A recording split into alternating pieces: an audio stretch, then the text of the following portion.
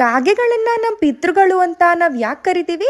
ಪಿತೃಪಕ್ಷದ ಶ್ರಾದ್ದ ಸಮಯದಲ್ಲಿ ಕಾಗೆಗಳಿಗೆ ನಾವು ಪಿಂಡವನ್ನ ಇಡ್ತೀವಿ. ಕಾರಣ ಕಾಗೆಗಳನ್ನ ನಾವು ಮೆಸೆಂಜರ್ ಆಫ್ ಪಿತೃಲೋಕ ಅಂತಾನೆ ಪರಿಗಣಿಸಿರ್ತೀವಿ. ಅದೇ ಪಿತೃಲೋಕದಲ್ಲಿ ನಮ್ಮ ಪಿತೃಗಳಿರೋದು. ನಮ್ಮ ಪಿತೃಗಳ ಆತ್ಮ ಕಾಗೆಗಳಲ್ಲಿರುತ್ತೆ ಅನ್ನೋ ನಂಬಿಕೆ ಇರೋದ್ರಿಂದ ಕಾಗೆ ಸ್ವೀಕರಿಸಿದ ಆಹಾರ ನಮ್ಮ ಪಿತೃಗಳನ್ನ ಖುಷಿ ಪಡಿಸುತ್ತೆ ಅನ್ನೋ ನಂಬಿಕೆ ಕೂಡ ಇದೆ. ನೀವೇನಾದ್ರೂ ಪಿತೃದೋಷ, ಪಿತೃಶಾಪದಂತಹ ಸಮಸ್ಯೆಗಳಿಂದ ಬಳಲ್ತಾ ಇದ್ರೆ ಈ ವ್ಯಕ್ತಿ ನಿಮಗೆ ಸರಿಯಾದ ಪರಿಹಾರವನ್ನ ತಿಳಿಸ್ಕೊಡ್ತಾರೆ. ಅವರೇ ಶ್ರೀರಂಗಪಟ್ಟಣದ ಅಭಿಷೇಕ್ ಕಲ್ಯಾಣ್ ಗುರುಜಿ.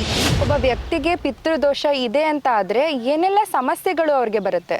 ಮದುವೆಯಲ್ಲಿ ಸಮಸ್ಯೆಗಳಾಗುವಾಗ ಅಥವಾ ಸಂತಾನದಲ್ಲಿ ಸಮಸ್ಯೆಗಳಾಗುವಾಗ, ಕುಟುಂಬದಲ್ಲಿ ಯಾವುದೇ ರೀತಿಯಾದಂತಹ ಅಭಿವೃದ್ಧಿ ಕಾರ್ಯಗಳಾಗ್ತಾ ಇದ್ದಾಗ ಹಣಕಾಸು ಸಮಸ್ಯೆಗಳು, ಸಾಲ, ಮನೆಯಲ್ಲಿ ಜಗಳ, ವೈಮನಸ್ಸುಗಳಿದ್ದು ಮತ್ತೆ ಆಸ್ತಿಯಲ್ಲಿ ಕಲಾ, ಈ ಥರ ಪರಿಶೀಲನೆಯನ್ನು ಮಾಡಿದಾಗ ಜಾತಕದಲ್ಲಿ ಯಾವ ಉದ್ದೇಶಕ್ಕಾಗಿ ಇವರಿಗೆ ಪಿತೃದೋಷ ಬಂದಿದೆ ಅಂತ ನಾವು ಚೆಕ್ ಮಾಡ್ತೀವಿ. ಪಿತೃದೋಷಕ್ಕೆ ಪರಿಹಾರಗಳೇನು? ನೀವು ಯಾವುದೆಲ್ಲ ರೀತಿಯಲ್ಲಿ ಪರಿಹಾರ ಮಾಡಿಕೊಡ್ತೀವಿ? ತ್ರಿಪಿಂಡಿ ಶ್ರಾದ್ದ ಅಂತ ಮಾಡಿಸ್ತೀವಿ.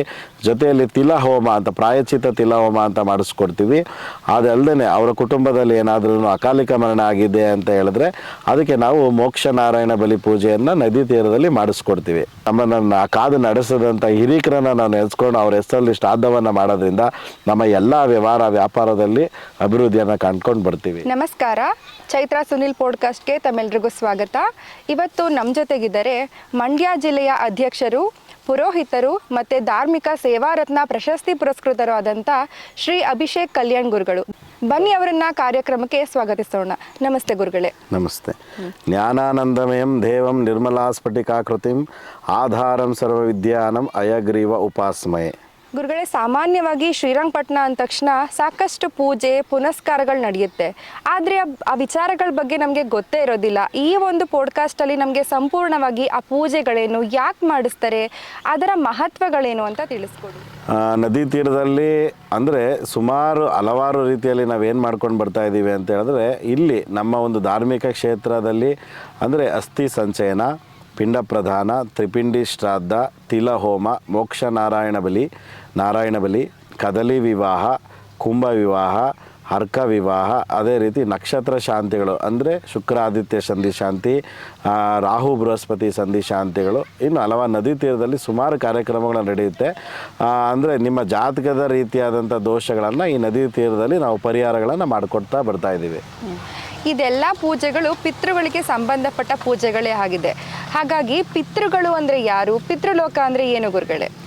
ಪಿತೃಲೋಕ ನೋಡಿ, ಪಿತೃಲೋಕ ಈಗ ನಮಗೆ ಯಾವ ರೀತಿಯಾಗಿ ಭೂಮಿ, ಸ್ವರ್ಗ, ನರಕ ಅಂತ ಇದೆ, ಪಿತೃಲೋಕ ಅಂತ ಕರಿತೀವಿ. ಪಿತೃಲೋಕ ಅಂದರೆ ಪಿತೃದೇವತೆಗಳು ಅಂದರೆ ನಮ್ಮ ಹಿರೀಕರು, ಯಾರು ಪೂರ್ವಜನ್ಮದ ಹಿರೀಕರುಗಳು ಯಾರು ಕಾಲಾಗಿರುತ್ತಾರೆ ಅವರನ್ನು ನಾವು ಪಿತೃದೇವತೆಗಳು ಅಂತ ಕರಿತೀವಿ. ಅದರಲ್ಲಿ ಪಿತೃಗೆ ಅಧಿಪತಿಗಳು ಸವಿತೃ ದೇವತೆಗಳಾಗಿರ್ತಾರೆ. ಅವರನ್ನು ಪಿತಾಮಹ, ಪ್ರಪಿತಾಮಹ ಅಥವಾ ವಸು, ಆದಿತ್ಯ, ರುದ್ರ ರೂಪದಲ್ಲಿ ನಾವು ನೋಡ್ತಾ ಇದ್ವಿ. ಅದೇ ರೀತಿ ವಸು ಮತ್ತು ಆದಿತ್ಯ ಅಂತ ಹೇಳಿ ಪಿತೃದೇವತೆಗಳಿರ್ತಾರೆ. ಅವರನ್ನು ನಾವು ಪಿತೃದೇವತೆಗಳಂತ ಕರಿತೀವಿ. ಮತ್ತು ನಮ್ಮ ಹಿರೀಕರು ಯಾರು ಕಾಲ ಆಗಿದ್ದಾರೆ ಅವರನ್ನು ನಾವು ಪಿತೃಲೋಕದಲ್ಲಿ ಅಂದರೆ ಸ್ವರ್ಗದಲ್ಲಿ ಇದ್ದಂಥ ದೇವಾನುದೇವತೆಗಳ ಜೊತೆಯಲ್ಲಿ ಅವರ ಒಂದು ಪಿತೃಲೋಕದಲ್ಲಿ ಇರುವಂತಹ ಆತ್ಮಗಳನ್ನು ನಾವು ಪಿತೃದೇವತೆಗಳು ಅಂತ ಕರಿತೀವಿ. ಓಕೆ, ಪಿತೃದೋಷ ಅಂದರೆ ಏನು, ಹೇಗೆ ಬರುತ್ತೆ, ಯಾವುದೆಲ್ಲ ಕಾರಣಗಳಿಂದ ಪಿತೃದೋಷ ಬರುತ್ತೆ ಗುರುಗಳೇ? ಪಿತೃದೋಷ ಅಂತ ಅಂದರೆ ನೋಡಿ, ನಿಮ್ಮ ಜಾತಕದಲ್ಲಿ ಅಂದರೆ ಈಗ ವ್ಯಕ್ತಿಯ ಜಾತಕದಲ್ಲಿ ಯಾವ ರೀತಿಯಾಗಿ ನಾವು ಈಗ ಸಪ್ತಮದಲ್ಲಿ ಶನಿ ಇದ್ದರೆ ಶನಿ ದೋಷಗಳಾಗಿರ್ಬೋದು, ಗ್ರಹಗತಿಗಳನ್ನು ನಾವು ಲೆಕ್ಕಾಚಾರವನ್ನು ಮಾಡ್ತೀವಿ.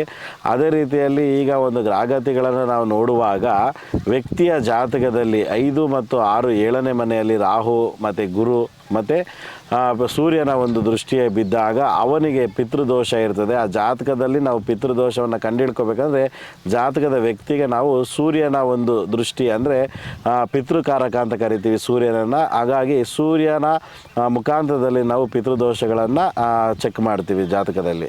ಓಕೆ, ಒಬ್ಬ ವ್ಯಕ್ತಿಗೆ ಪಿತೃದೋಷ ಇದೆ ಅಂತ ಆದರೆ ಏನೆಲ್ಲ ಸಮಸ್ಯೆಗಳು ಅವ್ರಿಗೆ ಬರುತ್ತೆ?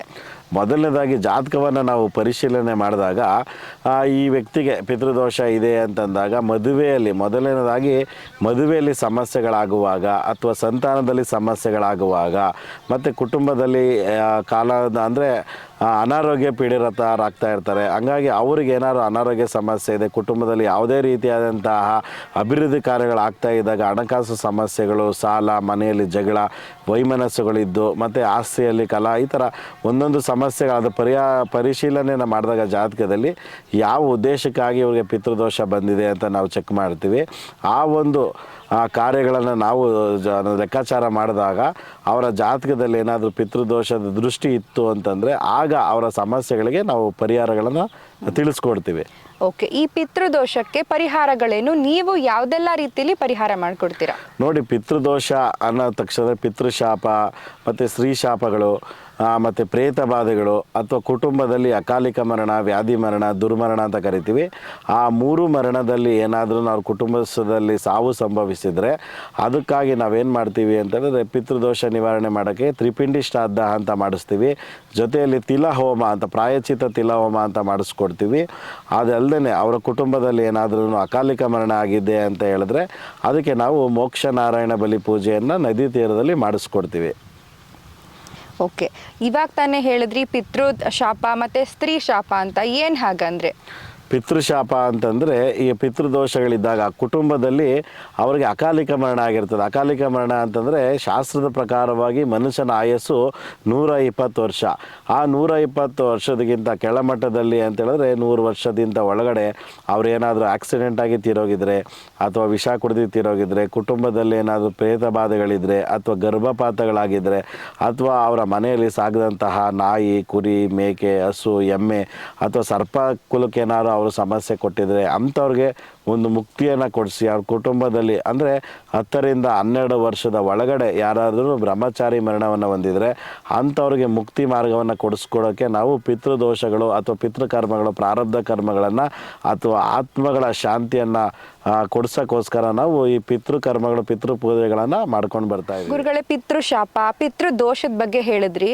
ಏನು ಹಾಗಿದ್ರೆ ಪಿತೃಗಳು ಬರೀ ಶಾಪ ಕೊಡೋದು, ದೋಷಗಳು ಬರ್ಸೋದು, ಬರೀ ಇದನ್ನೇ ಮಾಡ್ತಾರಾ? ಪಿತೃಗಳು ಒಳ್ಳೇದನ್ನ ಮಾಡೋದೇ ಇಲ್ವಾ?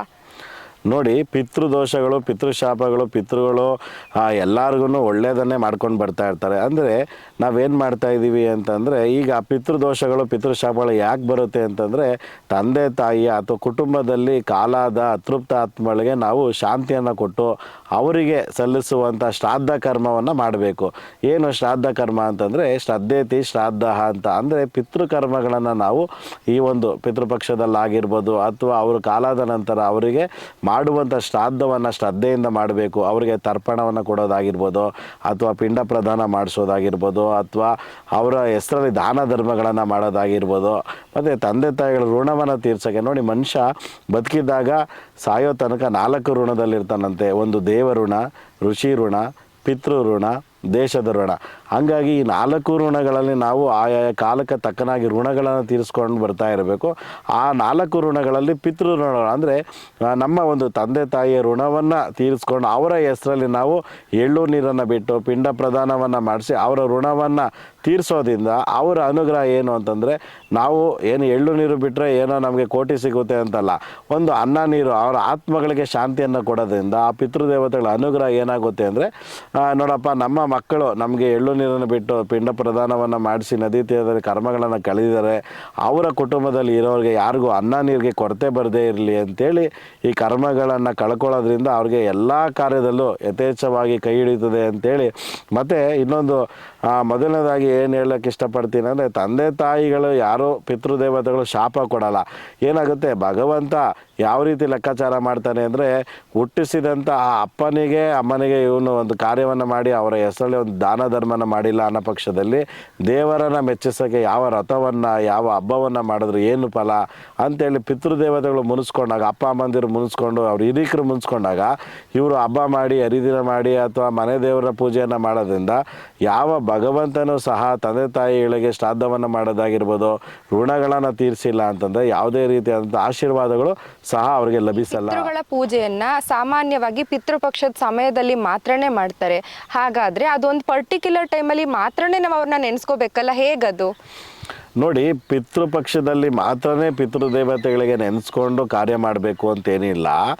ನಾನು ಆವಾಗಲೇ ತಿಳಿಸ್ದಂಗೆ ನಿಮ್ಮ ಕುಟುಂಬದಲ್ಲಿ ಯಾರು ತೀರೋಗಿರ್ತಾರೆ ನೋಡಿ, ಇದರಲ್ಲಿ ಪಿತೃದೋಷಗಳ ಜೊತೆಯಲ್ಲಿ ಪಿತೃ ಪ್ರಾರಬ್ಧ ಕರ್ಮಗಳು ಅಥವಾ ಅಕಾಲಿಕ ಮರಣ, ವ್ಯಾಧಿ ಮರಣ, ದುರ್ಮರಣದಲ್ಲಿ ನಾವೇನು ಮಾಡ್ತೀವಿ ಅಂತಂದರೆ, ನಿಮ್ಮ ಮನೆಯಲ್ಲಿ ಕುಟುಂಬದಲ್ಲಿ ಯಾರು ಕರೆಂಟ್ ಹೊಡೆದು ತೀರೋಗಿದ್ರೆ, ವಿಷ ಕುಡಿದು ತೀರೋಗಿದ್ರೆ, ಸೂಸೈಡ್ ಮಾಡ್ಕೊಂಡು ತೀರೋಗಿದ್ರೆ, ಅಥವಾ ಗರ್ಭಪಾತಗಳಾಗಿದ್ದರೆ, ಅಥವಾ ಆಕ್ಸಿಡೆಂಟ್ ಆಗಿ ತೀರೋಗಿದ್ರೆ, ಕಿಡ್ನಿ ಫೇಲ್ಯೂರ್ ಆಗಿ ತೀರೋಗಿದ್ರೆ, ಹೃದಯಘಾತದಿಂದ ತೀರೋಗಿದ್ರೆ, ಅಥವಾ ಇನ್ನೂ ಭಯಾನಕ ಕಾಯಿಲೆಯಿಂದ ಯಾರು ತೀರೋಗಿರ್ತಾರೋ ಅಂಥವ್ರ ಆತ್ಮಕ್ಕೆ ಶಾಂತಿಯನ್ನು ಕೊಡ್ಸೋಕ್ಕೋಸ್ಕರ ನಾವು ಅವರ ಸತ್ತಂಥ ನಕ್ಷತ್ರದಲ್ಲಿ, ಅಂದರೆ ಸ್ವಲ್ಪ ಜನ ಸತ್ತಾಗ ಏನಾದ್ರು ಅವರ ನಕ್ಷತ್ರದಲ್ಲಿ ದೋಷಗಳಿದ್ರೆ, ಜನನ ದೋಷ ಹುಟ್ಟಿದಾಗ ಮತ್ತು ಮರಣ ದೋಷ, ಸತ್ತ ನಂತರದಲ್ಲಿ ಬಂದಂಥ ಮರಣ ದೋಷಗಳಿಗೆ ನಾವು ಕರ್ಮಗಳನ್ನು ಕಳ್ಕೋಬೇಕು ಅಂದರೆ ಅವರ ಹೆಸರಲ್ಲಿ ಶ್ರಾದ್ದವನ್ನು, ಅವರು ಸತ್ತಂತಹ ದಿನದಲ್ಲಿ ತಿಥಿ ನಕ್ಷತ್ರವನ್ನು ನೋಡಿಕೊಂಡು ನಾವು ಪ್ರತಿದಿನ ಅಥವಾ ಯಾವಾಗ ಅವರ ಒಂದು ಮಾಸದಲ್ಲಿ ಅವರು ತೀರೋಗಿರ್ತಾರೋ ಆ ದಿನಾಂಕವನ್ನು ನಾವು ಗುರುತಿಸಿ ಆ ಕರ್ಮಗಳನ್ನು ನಾವು ಆ ದಿನಾಂಕದಲ್ಲಿ ಕಳ್ಕೋಬೇಕು. ಓಕೆ ಗುರುಗಳೇ, ಈ ಕಾಲದಲ್ಲಿ ಅಂತ್ಯ ಸಂಸ್ಕಾರ ಆಗಿರ್ಬೋದು, ಒಂದು ತಲೆ ಬೋಳಿಸ್ತಾರಲ್ಲ ಆ ಒಂದು ಕ್ರಿಯೆನೇ ಆಗಿರ್ಬೋದು, ಮಾಡೋದಿಲ್ಲ ಕೆಲವರು, ಹಿಂದೇಟಾಕ್ತಾರೆ. ಈ ಕಾಲದಲ್ಲಿ ಅದನ್ನೆಲ್ಲ ಯಾರು ಮಾಡ್ತಾರೆ ಅಂತ, ಅವ್ರಿಗೆಲ್ಲ ಕರ್ಮ ತಟ್ಟಲ್ವಾ ಅಂತ. ನೋಡಿ, ಕರ್ಮ ಅನ್ನೋದು ಮನುಷ್ಯಂಗೆ ಹುಟ್ಟೋದಾಗಿಂದ ಸಾಯೋ ತನಕ ಕರ್ಮ ಅನ್ನೋದು ಬೆನ್ನಿಂದೇನೆ ಇರುತ್ತೆ. ಅದೇ ರೀತಿಯಲ್ಲಿ ಈಗ ನನಗೆ ಎಷ್ಟೋ ಜನ ಸುಮಾರು ಕರ್ತವ್ಯಗಳನ್ನು ನಾವು ನಿಭಾಯಿಸ್ತಾ ಬರ್ತಾ ಇದ್ದಾಗ ಜೊತೆಲಿ ಅಸ್ಥಿ ಸಂಚಯನ ಮಾಡ್ತೀವಿ. ಆಗ ಎಷ್ಟೋ ಜನ ತಂದೆ ತಾಯಿಗಳಿಗೆ ಮುಡಿಯನ್ನು ಕೊಡುವಂಥ ಪದ್ಧತಿ ಇರ್ತದೆ. ಕರ್ಮಕಾರಕ ಅಂದರೆ ತಲೆಯನ್ನು ಬೋಳಿಸ್ಕೊಂಡು ಅವ್ರಿಗೆ ಶ್ರಾದ್ದವನ್ನು ಮಾಡುವಂಥದ್ದು ಇರ್ತದೆ. ಹಾಗಾಗಿ ಈಗ ತಂದೆಗೆ ಶಾಸ್ತ್ರದಲ್ಲಿ ಯಾವ ರೀತಿ ಹೇಳುತ್ತೆ ಅಂದರೆ, ಗಂಡು ಮಗ ಜ್ಯೇಷ್ಠ ಪುತ್ರ ತಂದೆಗೆ, ಕಿರಿ ಮಗ ತಾಯಿಗೆ ಅಂತಿದೆ. ಅದೇ ರೀತಿ ನಾವು ನಾನು ತಾಯಿಗೆ ಚಿಕ್ಕ ಮಗ ಕೊಡಬೇಕು, ದೊಡ್ಡವನು ನಾನು ದೊಡ್ಡ ಮಗ ತಂದೆಗೆ ಕೊಡಬೇಕು ಅಂತ ಇರುತ್ತೆ. ಅದೇ ರೀತಿ ಕರ್ಮ ಅಂದಾಗ ಇಬ್ರಿಗೂ ಸಹ ಸಮಪಾಲು, ಚಿಕ್ಕ ಮಗ ಆಗಿದ್ರು ಸರಿ, ದೊಡ್ಡ ಮಗ ಆಗಿದ್ರು ಸರಿ, ಇಬ್ಬರೂ ಅವರಿಗೆ ತಲೆಯನ್ನು ಬೋಳಿಸಿ ಆ ಕೂದಲನ್ನು ಕೊಟ್ಟು ಅವ್ರಿಗೆ ಕರ್ಮದಲ್ಲಿ ಇಬ್ಬರು ಭಾಗಿಯಾಗಬೇಕು. ಯಾಕೆ ಕರ್ಮದಲ್ಲಿ ಮಾತ್ರ ಭಾಗಿಯಾಗಬೇಕು? ಆಸ್ತಿ ಹಂಚ್ಕೊಳ್ಳಲ್ವಾ? ತಂದೆ ತಾಯಿ ಮಾಡಿರೋಂಥ ಆಸ್ತಿಯಲ್ಲಿ ಹೆಂಗೆ ಸಮಪಾಲು ಕೇಳ್ತೀವೋ ಅದೇ ರೀತಿ ತಂದೆ ತಾಯಿ ಸತ್ತ ನಂತರದಲ್ಲೂ ಸಹ ಅವರ ಶ್ರಾದ್ದವನ್ನು ಚಿಕ್ಕ ಮಗ ದೊಡ್ಡ ಮಗ ಇಬ್ಬರು ಸೇರಿಕೊಂಡು ಅದನ್ನು ಮಾಡಬೇಕು. ಆವಾಗಲೇ ಆತ್ಮಕ್ಕೆ ಶಾಂತಿ ಸದ್ಗತಿ ಸಿಗೋದು. ಕರ್ಮಗಳು ಕಳಿಬೇಕು ಅಂತ ಪಕ್ಷದಲ್ಲಿ ಕಷ್ಟದಲ್ಲಿ ಜೊತೆಯಾಗಿದ್ದಾಗ ಮಾತ್ರ ಅದು ಸುಖದಲ್ಲೂ ನಾವು ಆ ಪಾಲನ್ನು ಪಡ್ಕೊಳ್ಳೋಕ್ಕೆ ಸಾಧ್ಯ. ಅದೇ ರೀತಿ ಸುಖದಲ್ಲಿ ಮಾತ್ರ ಅಣ್ಣ ತಮ್ಮ ಇದ್ದಾಗ ಕಷ್ಟದಲ್ಲಿ ಯಾಕೆ ಬರಲ್ಲ? ಅದೇ ರೀತಿ ಇಬ್ಬರೂ ತಲೆಯನ್ನು ಬೋಡಿಸ್ಕೊಂಡು ಶ್ರಾದ್ದದಲ್ಲಿ ಭಾಗಿಯಾದರೆ ಆ ತಂದೆ ತಾಯಿಗೆ ಅದಕ್ಕಿಂತ ತೃಪ್ತಿ ಇನ್ಯಾವ ಶ್ರಾದ್ದ ಮಾಡಿದ್ರೂ ಸಿಗಲ್ಲ. ಕೆಲವು ಮಕ್ಕಳು ಕೆಲಸದ ವಿಚಾರವಾಗಿ ಫಾರಿನ್ಗಳಿಗೆ ಹೋಗಿರ್ತಾರೆ, ತಂದೆ ತಾಯಿಯ ಅಂತ್ಯ ಸಂಸ್ಕಾರಕ್ಕೂ ಕೂಡ ಅವರು ಬರೋದಿಲ್ಲ. ಅಂಥವರು ಈ ರೀತಿ ಬರೀ ಪೂಜೆ ಪುನಸ್ಕಾರ ಮಾಡಿಸ್ಬಿಟ್ರೆ ಆ ಪಿತೃಗಳಿಗೆ ಸಮಾಧಾನ ಆಗುತ್ತಾ?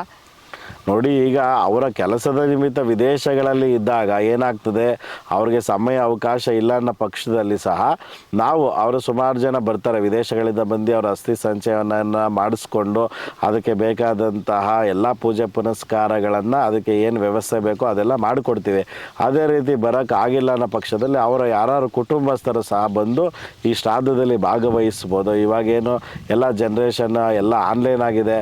ಅದೇ ರೀತಿ ಅವರ ಒಂದು ಪದ್ಧತಿ ಪ್ರಕಾರದಲ್ಲಿ ಮಾಡಬೇಕು, ತಂದೆ ತಾಯಿ ಋಣವನ್ನಾರು ತೀರಿಸಬೇಕು ಅನ್ನೋ ಪಕ್ಷದಲ್ಲಿ ಅವರು ಬಂದು ಅದನ್ನು ನಿತ್ಯ ಕರ್ಮಗಳು ಏನಿದೆ ಅದನ್ನೆಲ್ಲ ಮುಗಿಸ್ಕೊಂಡು ಅವರು ಆ ಶ್ರಾದ್ದದಲ್ಲಿ ಅವರ ತಂದೆ ತಾಯಿ ಹೆಸರಲ್ಲಿ ತರ್ಪಣ, ಪಿಂಡ ಪ್ರದಾನ, ಹೋಮ, ಅಸ್ಥಿ ಸಂಚಯನ ಎಲ್ಲ ಮಾಡಿ ಮತ್ತೆ ಅವರು ಶ್ರಾದ್ದ ಮಾಡೋಕ್ಕೆ ನಮಗೆ ಸಮಯಕ್ಕೆ ಅವಕಾಶ ಇಲ್ಲ ಅಂದರೆ ಅವರು ಕಂಪ್ಲೀಟು ಏನು ಶ್ರಾದ್ದವನ್ನು ಮಾಡಬೇಕು ಅಂತ ಅಂದ್ಕೊಂಡೆ ಅದು ಮೋಕ್ಷ ನಾರಾಯಣ ಬಲಿ ಪೂಜೆಯಲ್ಲಿ ಆ ಎಲ್ಲ ಆತ್ಮಗಳ ಮುಖಾಂತರ ಅವ್ರಿಗೆ ಏನು ಶ್ರಾದ್ದದಲ್ಲಿ ನಾವು ಶ್ರದ್ಧಾ ಭಕ್ತಿಯಿಂದ ಅವ್ರಿಗೆ ಪಿತೃದೇವತೆಗಳ ಋಣವನ್ನು ತೀರಿಸಬೇಕು ಅಂತ ತಿಳಿಸಿರ್ತೀವೋ ಆ ರೀತಿ ಅವರು ಪೂಜಾ ಕೈಂಕರ್ಯದಲ್ಲಿ ಭಾಗವಹಿಸಿ ಅವರ ತಂದೆ ತಾಯಿ ಋಣವನ್ನು ತೀರಿಸ್ಕೋಬೋದು. ಪಿತೃಗಳ ಆತ್ಮ ತೃಪ್ತಿ ಆಗಬೇಕು ಅಂದರೆ ಯಾವುದೆಲ್ಲ ಕೆಲಸಗಳನ್ನು ಅಥವಾ ದಾನಗಳನ್ನು ಮಕ್ಕಳು ಮಾಡಬೇಕಾಗತ್ತೆ? ನೋಡಿ, ಪಿತೃ ದೇವತೆಗಳು ತೃಪ್ತಿ ಆಗಬೇಕು ಅನ್ನೋ ಪಕ್ಷದಲ್ಲಿ ದಾನ ಮಾಡೋದ್ರಿಂದ ಎಲ್ಲ ತೃಪ್ತಿ ಆಗಲ್ಲ. ಅದೇ ರೀತಿ ಶ್ರಾದ್ದವನ್ನು ಮಾಡಬೇಕು. ಆವಾಗಲೇ ನಾನು ಹೇಳ್ದಂಗೆ ಶ್ರದ್ಧೇತಿ ಶ್ರಾದ್ದ ಅಂದರೆ ತಂದೆ ತಾಯಿ ಹೆಸರಲ್ಲಿ ಅವರು ಎಳ್ಳು ನೀರನ್ನು ಬಿಟ್ಟು ನಾವು ಅನ್ನವನ್ನು ಮಾಡೋದ್ರಿಂದ ಅದರಲ್ಲಿ ಗರುಡ, ರುದ್ರ, ವಯಸ್ಸ, ಜಲಚರ ಮುಖೇನ ಪಿತೃದೇವತ ನಮಸ್ಕೃತ್ಯ ಅಂತೀವಿ. ತಂದೆ ತಾಯಿ ಹೆಸರಲ್ಲಿ ಒಂದು ಕಾಗೆಗೆ ಊಟ ಇಟ್ಟು ಮತ್ತು ಬಡವರಿಗೆ ಧನಿಕರಿಗೆ ಅವರು ಆ ಒಂದು ಭೋಜನದಲ್ಲಿ ಅವರ ಹೆಸರಲ್ಲಿ ಊಟವನ್ನು ಕೊಡೋದ್ರಿಂದ ಅಥವಾ ಅವರ ಹೆಸರಲ್ಲಿ ಬಡವರಿಗೆ ನಿರ್ಗತಿಗೆ ದಾನ ಮಾಡೋದ್ರಿಂದಾಗಿ ಒಂದು ವರ್ಷದಲ್ಲಿ ಒಂದು ಸತಿ ತಂದೆ ತಾಯಿಗೆ ಹೆಸರಲ್ಲಿ ಅನ್ನ ನೀರನ್ನು ಬಿಡೋದ್ರಿಂದ ಆ ತಂದೆ ತಾಯಿ ಋಣವನ್ನು ಒಂದು ವರ್ಷಕ್ಕೊಂದು ಸತಿ ನೆನೆಸ್ಕೊಂಡ್ರೆ ಸಾಕು. ಇವರೆಲ್ಲ ಬರ್ತಡೇ ಮಾಡ್ಕೊಳಲ್ವಾ, ಅದೇ ರೀತಿ ತಿಥಿ ಕಾರ್ಯದಲ್ಲಿ ಇವರು ತಂದೆ ತಾಯಿ ಅಥವಾ ಕುಟುಂಬಸ್ಥರಲ್ಲಿ ಯಾರೇ ಆಗಿರೋ ಅವರ ಹೆಸರಲ್ಲಿ ಒಂದು ದಾನ ಧರ್ಮಗಳನ್ನು ಮಾಡೋದ್ರಿಂದ ತಂದೆ ತಾಯಿಗಳ ಆತ್ಮಗಳು ತೃಪ್ತಿ ಆಗ್ತದೆ. ನಮ್ಮ ಮಕ್ಕಳು ನಮಗೆ ಕಾರ್ಯವನ್ನು ಮಾಡ್ತಾ ಇದ್ದಾರೆ, ಅವರ ಎಲ್ಲ ಕುಟುಂಬಸ್ಥರು ಅವರು ಮಾಡುವಂಥ ಕೆಲಸ ಕಾರ್ಯದಲ್ಲಿ ಅವ್ರಿಗೆ ಜಯ ಸಿಗಲಿ, ಅವರು ಯಾವುದೇ ರೀತಿಯಾದಂತಹ ಆರೋಗ್ಯದಲ್ಲಿ ತೊಂದರೆಗಳಾಗಬಾರ್ದು, ಹಣಕಾಸಲ್ಲಿ ತೊಂದರೆಗಳಾಗಬಾರ್ದು. ಅದೇ ರೀತಿ ದೇವಾನುದೇವತೆಗಳಾಗ ಎಷ್ಟು ರೀತಿಯಾದ ಆಶೀರ್ವಾದ ಸಿಕ್ಕುತ್ತೋ ಅದೇ ರೀತಿ ತಂದೆ ತಾಯಿ ಆಶೀರ್ವಾದ ಸಿಕ್ಕಲಿ ಅಂತಲೇ ನಾವು ಗುರುಭ್ಯೋ ನಮಃ, ಮಾತೃಭ್ಯೋ ನಮಃ, ಪಿತೃಭ್ಯೋ ನಮಃ, ಆಚಾರ್ಯಭ್ಯೋ ನಮಃ ಅಂತ ಹೇಳ್ತೀವಿ. ಅದೇ ರೀತಿ ನಮ್ಮ ತಂದೆ ತಾಯಿಗಳು ನಮಗೆ ಊಟ ಕೊಟ್ಟಂಥ ಗುರುಗಳಾಗಿರ್ಬೋದು, ಪಾಠ ಕೊಟ್ಟಂಥ ಗುರುಗಳಾಗಿರ್ಬೋದು, ಮತ್ತು ನಮ್ಮನ್ನು ಕಾದು ನಡೆಸದಂಥ ಹಿರೀಕರನ್ನು ನಾವು ನೆನೆಸ್ಕೊಂಡು ಅವ್ರ ಹೆಸರಲ್ಲಿ ಶ್ರಾದ್ದವನ್ನು ಮಾಡೋದ್ರಿಂದ ನಮ್ಮ ಎಲ್ಲ ವ್ಯವಹಾರ ವ್ಯಾಪಾರದಲ್ಲಿ ಅಭಿವೃದ್ಧಿಯನ್ನು ಕಂಡ್ಕೊಂಡು ಬರ್ತೀವಿ. ಪಿತೃಗಳ ಫೋಟೋವನ್ನು ಮನೆಯಲ್ಲಿ ಯಾವ ದಿಕ್ಕಿನಲ್ಲಿ ಹಾಕಬೇಕು, ಜೊತೆಗೆ ಒಬ್ಬ ಪಿತೃವಿನ ಎರಡೆರಡು ಫೋಟೋವನ್ನು ಮಾಡಿಸ್ಬಾರ್ದು ಅಂತ ಹೇಳ್ತಾರೆ, ಯಾಕೆ ಹಾಗೆ? ನೋಡಿ, ಪಿತೃದೇವತೆಗಳಿಗೆ ನಾವು ಏನು ಮಾಡ್ತೀವಿ ಅಂದರೆ ದಕ್ಷಿಣ ದಿಕ್ಕಲ್ಲಿ ನಾವು ಅದನ್ನು ದಕ್ಷಿಣಾಭಿಮುಖವಾಗಿ ಫೋಟೋವನ್ನು ಇಟ್ಟು ಪೂಜೆಯನ್ನು ಮಾಡಬೇಕು. ಅದೇ ರೀತಿ ಎರಡೆರಡು ಅಂತಂದರೆ ಯಾಕಂತಂದರೆ ನಾವೇನು ಮಾಡ್ತೀವಿ ಅಂದರೆ ಸುಮಾರು ಜನ ಇದೇ ತಪ್ಪುಗಳನ್ನ ಮಾಡ್ಕೊಂಡು ಬರ್ತಾ ಇದ್ದಾರೆ. ಅಂದರೆ ಅವ್ರಿಗೆ ಎಡೆಯನ್ನು ಇಕ್ಕಾಗ ಎರಡೆರಡು ಮನೆಯಲ್ಲಿ ಇಡುವಂಥದ್ದು ಅಥವಾ ಮೂರು ಅವರು ಎಲ್ಲೆಲ್ಲಿದ್ದಾರೆ ಮಕ್ಕಳುಗಳು ಆಯಾಯ ಮನೆಯಲ್ಲಿ ಮಾಡ್ಕೊಂಡು ಬರ್ತಾ ಇದ್ದಾರೆ. ನಾವೇನು ಹೇಳ್ತೀವಿ ಅಂತಂದರೆ ಒಂದೇ ಫೋಟೋ ಇಡಿ, ಅಣ್ಣ ತಮ್ಮದಿರು ಕುಟುಂಬಸ್ಥರು ಎಲ್ಲ ಒಂದು ಕಡೆ ಸೇರಿಕೊಂಡು ಆ ಶ್ರಾದ್ದವನ್ನು ಮಾಡೋದ್ರಿಂದ ನಿಮ್ಮ ಹಿರೀಕರು ಯಾರಿಗೆ ನೀವು ಶ್ರಾದ್ದವನ್ನು ಮಾಡ್ತಾ ಇದ್ದೀರೋ ಆತ್ಮಕ್ಕೂ ತೃಪ್ತಿ ಸಿಗುತ್ತೆ. ನಮ್ಮ ಎಲ್ಲ ಕುಟುಂಬಸ್ಥರು ಸೇರಿ ನಮಗೆ ಶ್ರಾದ್ದವನ್ನು ಮಾಡಿದ್ದಾರೆ ಅಂತ ಹೇಳಿ, ಅದೇ ರೀತಿ ಎಲ್ಲ ಒಂದು ಏನು ಕುಟುಂಬ ಇದ್ದಾರೆ ಎಲ್ಲರೂ ನೀವು ಮಾತಾಡಿಕೊಂಡು ಒಂದು ಕಡೆ ನಿಮ್ಮ ಒಂದು ಮನೆಯಲ್ಲಿ ಸೇರಿ ಹಿರೀಕರು ಬಾಳಿ ಬದುಕಿದಂಥ ಮನೆಯಲ್ಲಿ ಶ್ರಾದ್ದ ಮಾಡೋದ್ರಿಂದ ಪಿತೃದೇವತೆಗಳಿಗೆ ತೃಪ್ತಿ ಆಗ್ತದೆ. ಹಾಗಾಗಿ ಅವರ ಫೋಟೋವನ್ನು ನೀವು ದಕ್ಷಿಣ ದಿಕ್ಕಿನಲ್ಲಿ ಇಟ್ಟರೆ ತುಂಬ ಒಳ್ಳೆಯದು ಅಂತೇಳಿ ತಿಳಿಸೋಕೆ ಇಷ್ಟಪಡ್ತೀನಿ.